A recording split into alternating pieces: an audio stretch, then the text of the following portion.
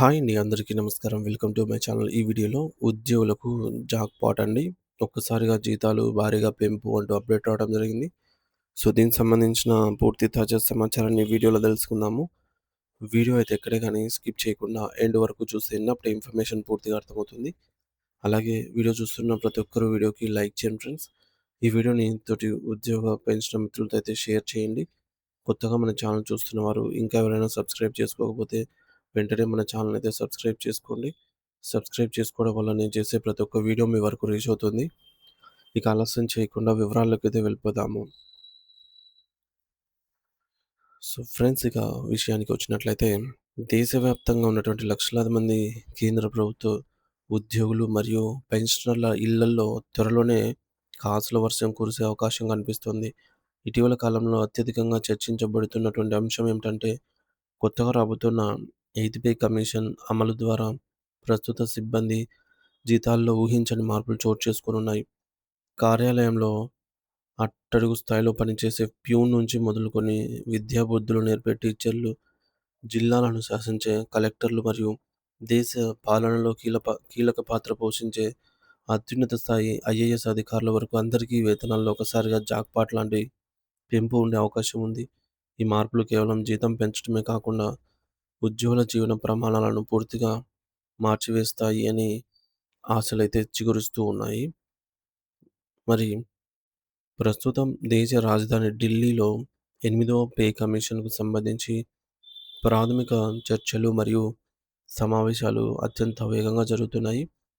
ఈ కమిషన్ ప్రధాన ఉద్దేశ్యం ఏమిటంటే పెరుగుతున్న ధరలు మరియు నిత్యం మారుతూ ఉన్నటువంటి జీవన వ్యయానికి అనుగుణంగా ఉద్యోగుల జీతభత్యాలను మరియు పెన్షన్‌లను ఏ విధంగా సవరించాలనేది నిర్ణయించడము. ఈ క్రమంలోనే ఉద్యోగ సంఘాలు ఒక కీలకమైన మరియు సాహసోపేతమైన డిమాండ్‌ను ప్రభుత్వం ముందు ఉంచాయి. అదే ఫిట్‌మెంట్ ఫ్యాక్టరు. ఈ యొక్క ఫిట్‌మెంట్ ఫ్యాక్టర్‌ను 3.83కు పెంచడం. గతంలో ఏడో పే కమిషన్ సమయంలో ఈ ఫ్యాక్టర్ కేవలం 2.57గా ఉండేది.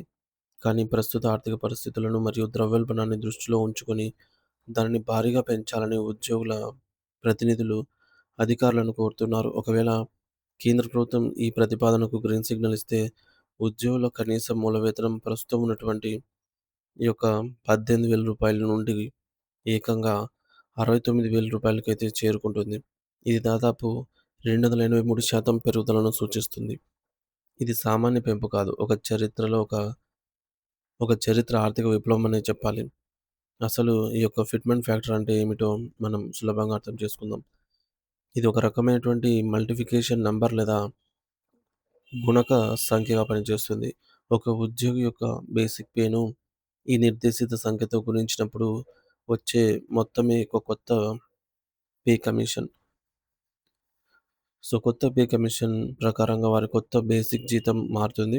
ఉదాహరణకు ఒక ప్రారంభ స్థాయి ఉద్యోగి కనీస వేతనం రూ. 18,000 అనుకుంటే దానిని ప్రతిపాదిత 3.83తో గుణిస్తే వచ్చేటటువంటి మొత్తం సుమారుగా రూ. 68,940 అవుతుంది. మరి ఈ పెంపు కేవలం ప్రస్తుతం విధుల్లో ఉన్నటువంటి వారికే కాకుండా తమ జీవితకాలమంతా సేవ చేసి పదవీ విరమణ చేసిన పెన్షనర్లకి కూడా సమానంగా వర్తిస్తుంది. ఎందుకంటే పెన్షన్ మొత్తం అనేది ఎప్పుడూ కూడా చివరగా తీసుకున్న బేసిక్ పే మీద ఆధారపడి ఉంటుంది. కాబట్టి రిటైర్డ్ ఉద్యోగుల జీవిత విశ్రాంత జీవితాల్లో కూడా ఈ కమిషన్ కొత్త వెలుగులు నింపుతుందని చెప్పవచ్చు. అలాగే ఈ ప్రతిపాదిత మార్పుల వల్ల ఏ ఏ స్థాయిలో ఎంతెంత జీతం పెరుగుతుందో ఒక్కసారిగా వివరంగా పరిశీలిద్దాము. లెవెల్ 1 స్థాయిలో ప్రారంభ ఉద్యోగుల జీతం అనేది రూ. 18,000 నుంచి రూ. 69,000కైతే చేరుకోవచ్చు. అదేవిధంగా లెవెల్ 2 ఉద్యోగులకైతే ప్రస్తుతం ఉన్న 19,900 కాస్త రూ. 76,217 పెరిగే అవకాశం ఉంది. లెవెల్ 3 ఉద్యోగులకైతే రూ. 21,700 నుంచి రూ. 83,111 వరకు పెరుగుతుంది. అదే లెవెల్ 4 ఉద్యోగులకైతే ఈ రె 25,500 నుంచి కూడా దాదాపు రూ. 1,00,000 అంటే రూ. 97,665 వరకు. మరియు లెవెల్ 5 ఉద్యోగుల విషయానికొస్తే వారికి ఉన్నటువంటి వేతనం గూడా ఈ విధంగా రూ. 1,11,836 వరకు చేరవచ్చని అంచనాలు వేస్తున్నారు. ఇది ఒక సామాన్య ఉద్యోగి కుటుంబానికి ఆర్థికంగా ఎంతో బలాన్ని ఇచ్చేటటువంటి గొప్ప పరిణామంగా అయితే పరిగణించవచ్చు. ఇక మధ్యస్థాయి మరియు ఉన్నత స్థాయి అధికారుల జీతాల్లో కూడా ఈ యొక్క మార్పు పెను సంచలనం సృష్టించబోతున్నాయి. అలాగే లెవెల్ 6 అధికారుల జీతం వచ్చేసి రూ. 35,400 నుంచి కూడా ఏకంగా రూ. 1,35,582కు పెరిగే వీలుంది. లెవెల్ 7 వారికైతే రూ. 44,900 నుంచి కూడా రూ. 1,71,967 వరకు పెరిగే అవకాశం ఉంది. లెవెల్ 8 అధికారులకైతే రూ. 1,82,308 వరకు పెరుగుతుంది. లెవెల్ 9 అధికారులకు రూ. 2,03,373 వరకు భారీ జీతాలను అందుకునే అవకాశం కనిపిస్తుంది. ఇంకా లెవెల్ 10 నుండి లెవెల్ 12 వరకు ఉండే సీనియర్ అధికారుల వేతనం 2,14,000 నుంచి ప్రారంభమై 3,01,000 వరకు చేరుకుంటాయని 3,10,000 వరకు చేరుకుంటాయని అయితే గణాంకాలు చెప్తున్నాయి. సో, దీనివల్ల మధ్యతరగతి ఉద్యోగుల కొనుగోలు శక్తి పెరిగి మార్కెట్‌లో ఆర్థిక లావాదేవీలు కూడా పుంజుకునే అవకాశం ఉంది. అత్యున్నత స్థాయి బ్యూరోక్రాట్స్ మరియు ఐఏఎస్ అధికారుల జీతం గురించి వింటే నిజంగా ఆశ్చర్యం కలగక మానదు.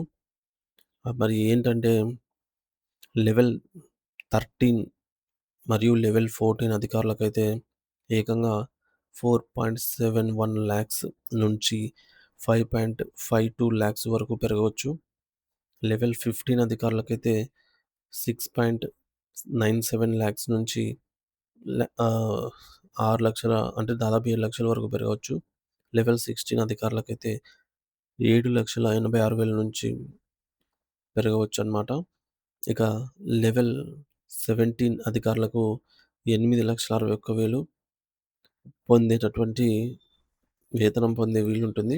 ఇక దేశ పరిపాలనా వ్యవస్థలో అత్యున్నత పీఠమైనటువంటి లెవెల్ 18లో క్యాబినెట్ సెక్రటరీ లేదా అత్యంత సీనియర్ స్థాయి బ్యూరోక్రాట్‌ల జీతం వచ్చేసి 2,50,000 నుంచి ఏకంగా 9,57,000 వరకు అంటే దాదాపు నెలకు రూ. 10,00,000 వరకు మార్కును తాకే అవకాశం ఉందని అంచనా వేస్తున్నారు. అయితే ఈ గణాంకాలన్నీ కూడా ఉద్యోగ సంఘాల ప్రతినిధులు ఉద్యోగ సంఘాలు ప్రతిపాదించిన 3.83% ఫిట్‌మెంట్ ఫ్యాక్టర్ ఆధారంగా చేసిన గణాంకాల అంచనాలు మాత్రమే అని గుర్తుంచుకోవాలి. ప్రభుత్వం ఈ డిమాండ్‌ను 100% అంగీకరిస్తుందా? లేదా ఈ దేశ ఆర్థిక పరిస్థితులు మరియు బడ్జెట్ పరిమితుల దృష్ట్యా ఈ సంఖ్యను కొంత తగ్గిస్తుందా అన్నది కాలమే నిర్ణయించాలి. దేశ ఆర్థిక వ్యవస్థపై పడే అదనపు భారాన్ని మరియు ద్రవ్యోల్బణ ప్రభావాలను నిశితంగా పరిశీలించిన తర్వాత కేంద్ర క్యాబినెట్ దీనిపై తుది నిర్ణయం అయితే తీసుకుంటుంది. మరి ఏదేమైనా సరే 8వ పే కమిషన్ అనేది కేంద్ర ప్రభుత్వ ఉద్యోగులకు మరియు లక్షలాది మంది రిటైర్డ్ ఉద్యోగులకు ఒక అద్భుతమైనటువంటి భరోసాను కల్పించబోతుందని మాత్రం స్పష్టంగా అర్థమవుతుంది. సో, దీనిపై పూర్తి స్థాయి స్పష్టత రావాలంటే పే కమిషన్ తన తుది నివేదికను అధికారికంగా సమర్పించే వరకు ఉద్యోగులు ఒక వేచి చూడక తప్పదు.